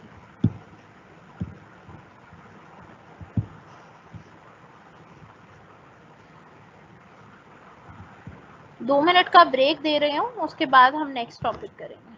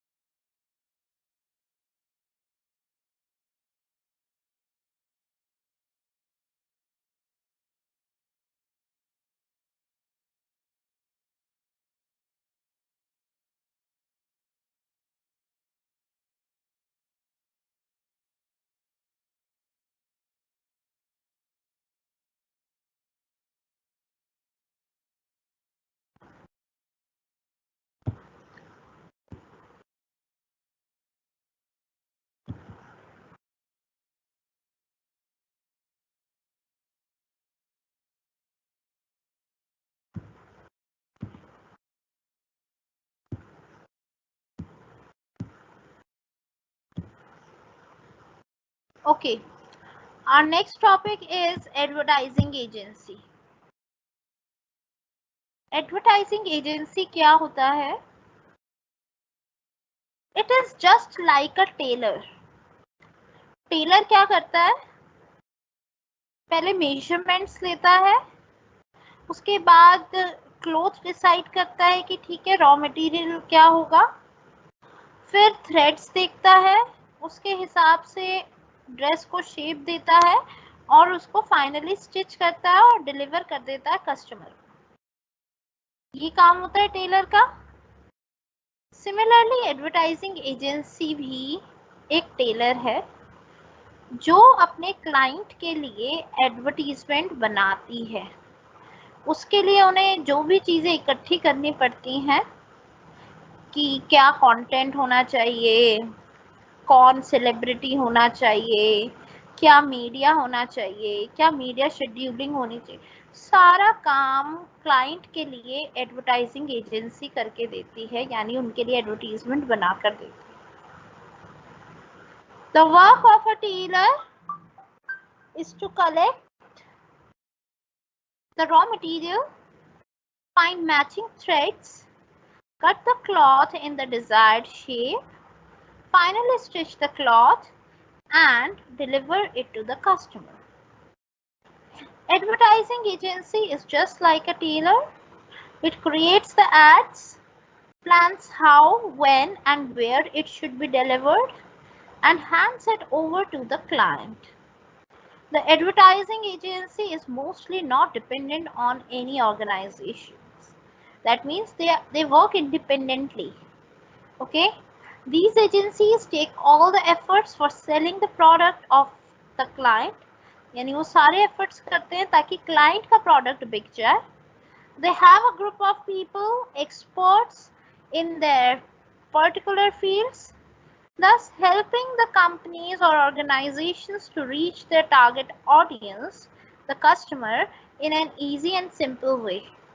So they have a group of people जो अलग अलग पर्टिकुलर फील्ड के एक्सपर्ट्स होते हैं। कुछ डिज़ाइनिंग के एक्सपर्ट्स होते हैं, कुछ मीडिया के एक्सपर्ट्स होते हैं, कुछ कंटेंट राइटिंग के एक्सपर्ट्स होते हैं। तो उन एक्सपर्ट्स को बुलाकर वो अदर ऑर्गेनाइजेशंस यानी क्लाइंट्स के लिए एडवर्टीजमेंट बनवाते हैं ताकि वो कस्टमर्स तक पहुंच सके। The first advertising agency was William Taylor in 1786, यानी जो फर्स्ट एडवर्टाइजिंग एजेंसी थी वो 1786 में आई थी, followed by the James White in 1800 in London and Reinl and Sons in 1812. इतने पहले से एजेंसीज का प्रचलन है। Now what is the role of advertising agencies?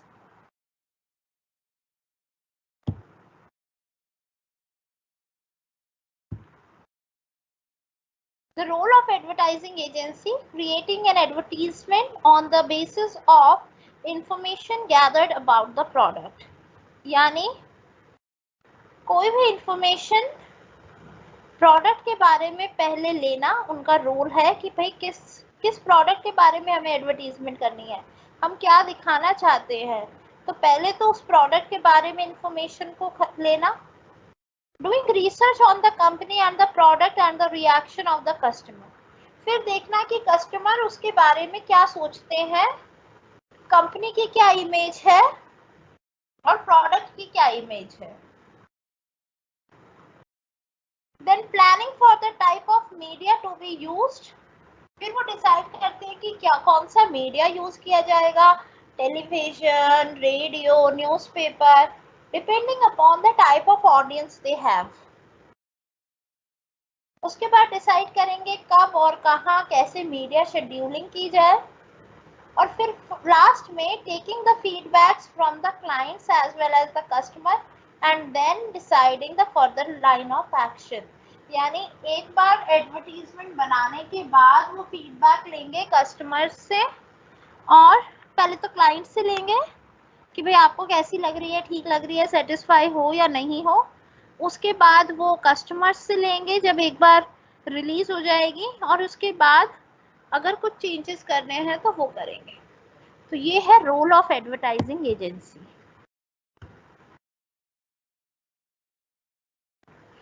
Next will be talking about the importance. क्या फायदा है, क्या क्या बेनिफिट्स हैं एडवर्टाइजिंग एजेंसीज के। The agencies are expert in this field, यानी जो एडवर्टाइजिंग एजेंसीज होती हैं उनको पता होता है कि भाई कैसे एडवर्टीजमेंट बनानी है, कैसे मीडिया डिसाइड करना है, कैसे कस्टमर डिसाइड करने हैं, तो वो अपने एरिया के एक्सपर्ट्स होते हैं। उनके पास अलग अलग फंक्शन करने वाले लोग होते हैं, जैसे कि copywriters, art directors, planners etcetera. The agencies make optimum use of these people, their experience and their knowledge. यानी एजेंसीज को पता है कि किस तरीके के लोगों को कहाँ पे यूज करना है। Next, they work with an objective and are very professional, यानी वो अपने काम के लिए बहुत ही लॉयल होते हैं, प्रोफेशनल्स की तरह काम करते हैं। Hiring them leads in saving the cost up to some extent, यानी अगर आप खुद ही सारा काम करोगे, खुद ही एडवर्टीजमेंट बनाओगे, तो आप एडवर्टीजमेंट पे फोकस करोगे या फिर अपने प्रोडक्ट पे, और आपकी एक्सपर्टीज भी नहीं है इसमें।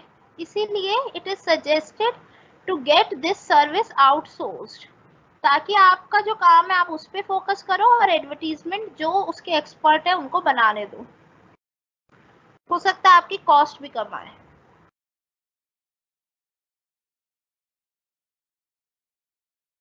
Now we'll be talking about the types of advertising agencies. There are 5 types of advertising agencies. The first is full service agency. Full service agency का क्या मतलब है? सारी सर्विसेज शुरू से लेके आखिर तक जितना भी एडवर्टीजमेंट से रिलेटेड काम होगा वो एडवर्टाइजिंग एजेंसी ही करेगी, आपको खुद कुछ भी नहीं करना है। फर्स्ट है लार्ज साइज एजेंसीज। ये जो फुल सर्विस एजेंसी होती है वो लार्ज साइज्ड होती हैं, यानी जब सारा काम ये खुद कर रही हैं तो they are huge in size. Next, deals with all stages of advertisement, यानी जितने भी काम होते हैं एडवर्टीजमेंट के, बनाना है, मीडिया को डिसाइड करना है, मीडिया से कनेक्ट करना है, सेलिब्रिटी से कनेक्ट करना है, सेलिब्रिटी को पैसा देना, सारा काम आपका फुल सर्विस एजेंसी करती है। Different expert people for different departments, जब ये ऑलरेडी लार्ज होती है साइज में तो हर डिपार्टमेंट के लिए डिफरेंट एक्सपर्ट्स होते हैं इनके। Starts work from gathering the data and analyzing and ends on the payment of bills to the media people, यानी शुरुआत कैसे होती है, आपके बारे में सारी इंफॉर्मेशन लेते हैं, आपके प्रोडक्ट के बारे में, कस्टमर के बारे में रिसर्च करते हैं कि कौन आपके टारगेट ऑडियंस है, कैसे उन तक पहुंचा जाए, और एंड किससे होता है, जब ये फाइनली मीडिया को पे कर देते हैं एडवर्टीजमेंट के लिए, यानी बीच के सारे काम यही करते हैं। ये है फुल सर्विस एजेंसी।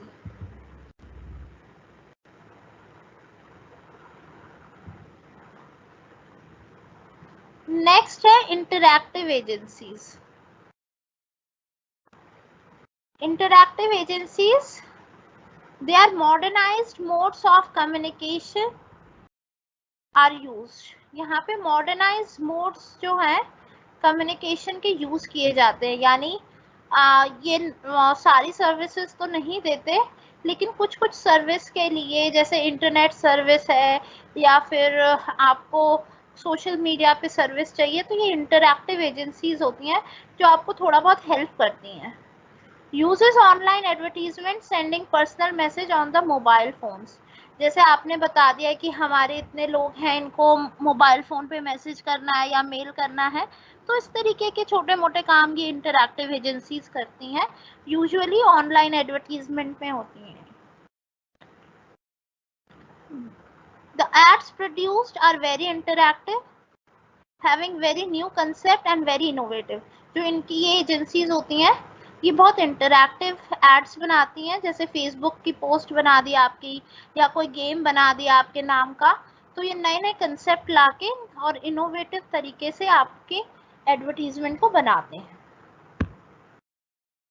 नेक्स्ट है creative boutiques. Very creative and innovative ads, ये बहुत इनोवेटिव एड्स बनाते हैं, जैसे इंटरैक्टिव होती है, इनकी भी बहुत इनोवेटिव होती हैं, लेकिन एक फ़र्क है कि यहाँ पे ये कोई और फंक्शन नहीं करते, सिर्फ ऐड बना के आपको दे देते हैं। मीडिया से बात आपको खुद करनी है, डिसाइड आपको खुद करना है, रिसर्च आपको खुद करना है, ये आपके लिए बस एडवर्टीजमेंट बना के दे देते हैं। ये स्मॉल साइज एजेंसीज होती हैं with their own copywriters, directors and creative people. यानी इनके खुद के कॉपीराइटर, डायरेक्टर और क्रिएटिव पीपल तो होते हैं, लेकिन ये स्मॉल साइज एजेंसीज होती हैं और ये थोड़ा बहुत काम करती हैं, थोड़ा बहुत आपको खुद करना पड़ता है।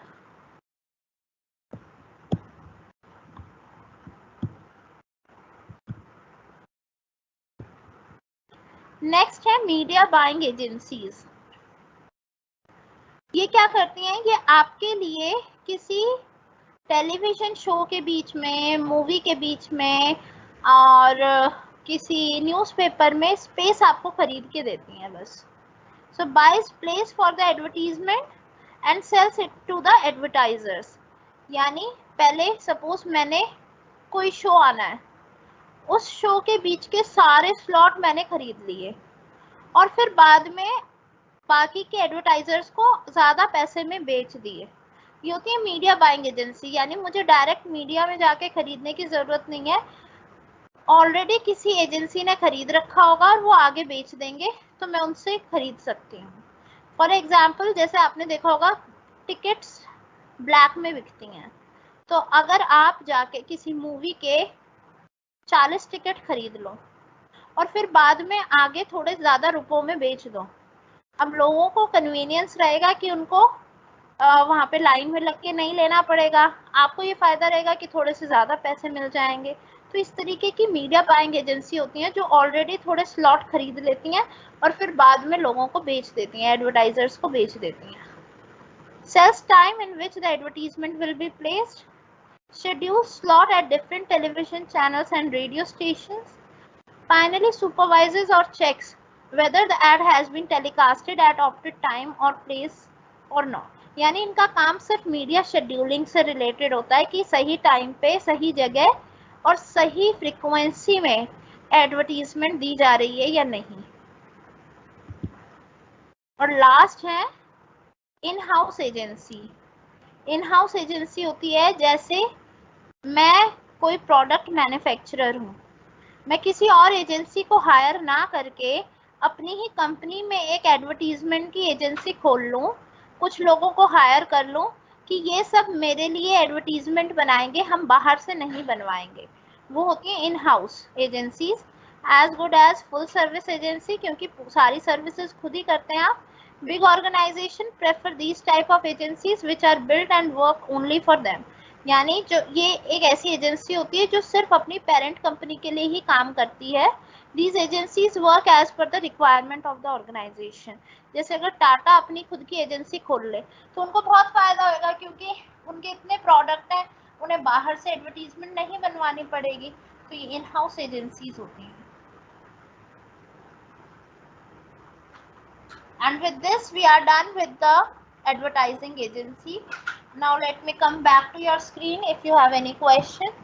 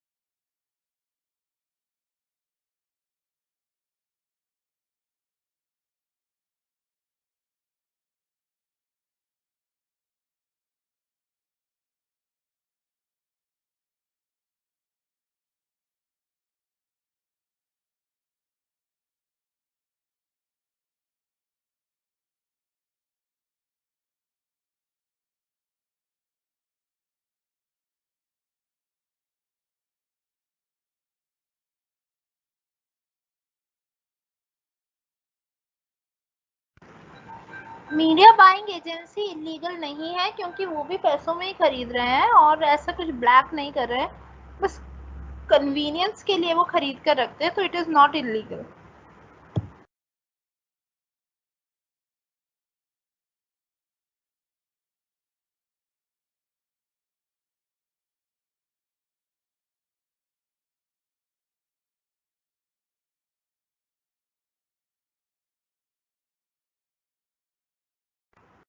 ये सब आपको बुक में भी दे रखा है, बुक में से पढ़ सकते हो, नहीं तो डायरेक्टली गूगल से पढ़ सकते हो, कोई दिक्कत नहीं है।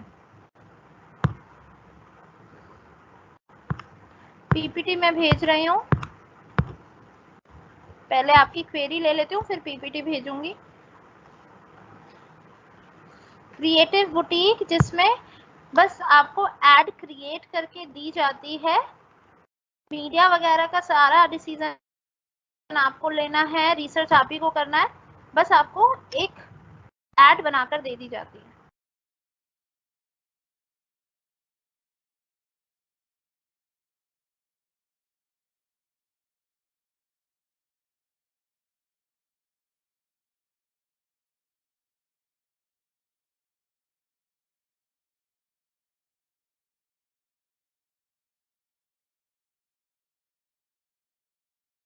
लास्ट इम्पोर्टेंस है एडवर्टाइजिंग एजेंसी की, कि उनको यूज करके आप अपने कॉस्ट भी सेव कर सकते हो। सपोज हर कंपनी अपनी खुद की एडवर्टीजमेंट बनाएगी, एडवर्टीजमेंट बनाने के लिए लोगों को हायर करेंगे, बनाएंगे, फिर मीडिया शेड्यूलिंग करेंगे, मीडिया से कनेक्ट करेंगे, ये सारे काम में उनकी ज़्यादा कॉस्ट आ जाएगी। इससे अच्छा जो ऑलरेडी एक्सपर्ट हैं, जिनका ये रोज का काम है, उनको ये काम दे दो, ताकि आपकी कॉस्ट भी कम आए।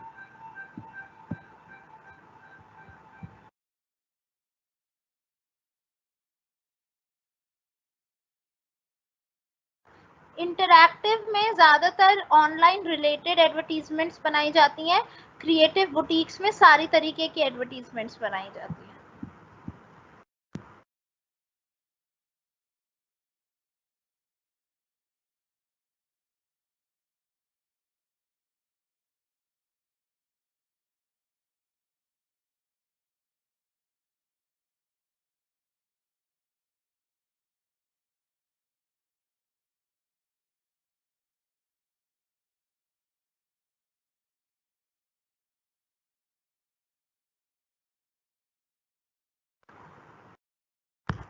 आई होप आपके सबके डाउट्स क्लियर हो गए हैं। अब मैं आपको दोबारा लिंक दे देती हूँ और बुक का नाम पब्लिश कर देती हूँ।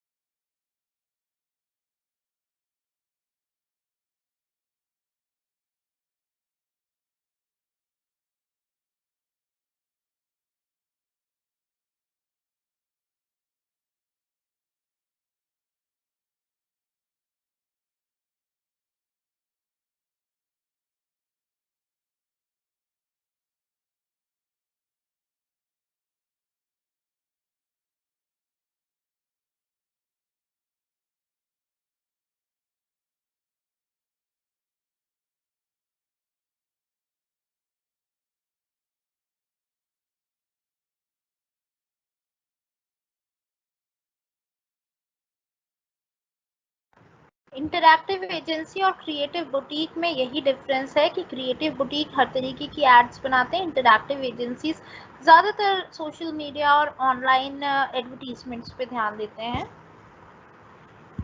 काम दोनों का लिमिटेड होता है।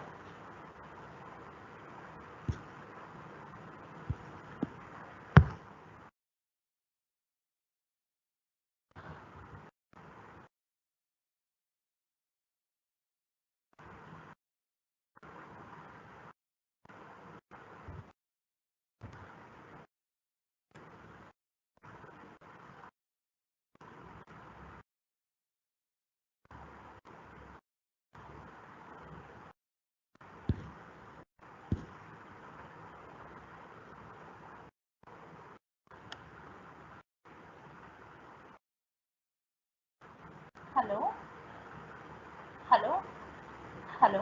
हाँ जी आकाश जी, वो बात हुई है आपकी इकोनॉमिक्स की क्लास क्लैश हो रही है।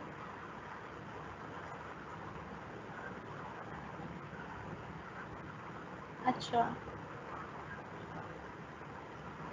तो फिर ये तो रोज का काम हो गया है, क्लैश होती है। या तो चलो मैं गुप्ता सर से ही बात करती हूँ।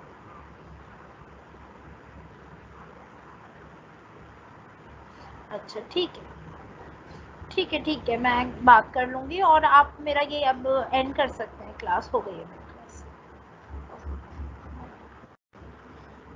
या मेरी अभी एसवाल में बात हुई है, तो वो कह रहे हैं कि ये शेड्यूल उनको बनाकर आगे से मिला